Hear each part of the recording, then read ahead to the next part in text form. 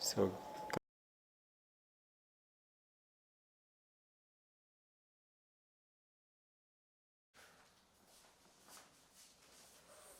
the retest for drivers driving public service vehicles who have completed a 3-year period is within the traffic law.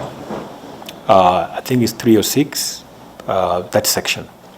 306 to 36, yeah, that section of the Traffic Act. It provides for that after those 3 years, you need to go back and be retested.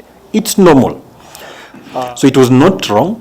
It was within the law, and also it was meant to improve on their performance.